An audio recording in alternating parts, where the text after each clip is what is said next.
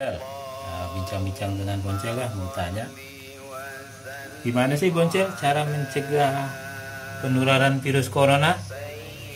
Hah? Gimana caranya? Caranya gimana?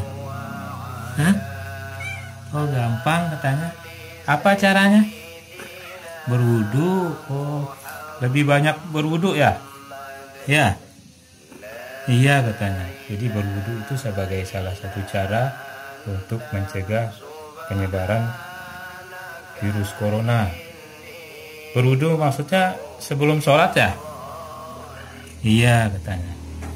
Nah kan untuk kaum muslimin sudah tahu lah sebelum sholat biasanya melaksanakan wudu ya. Nah, jadi misalnya sholat wajib kan 5 kali ya sehari. Berarti berwudunya 5 kali ya Boncel? Ya. Ya. Iya katanya.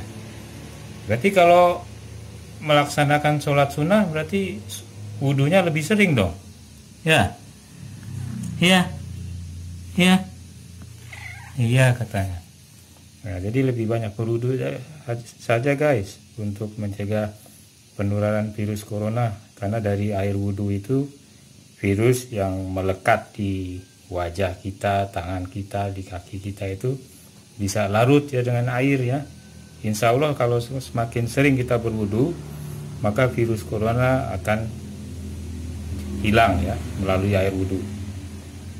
Ya Boncel, begitu ya? Iya.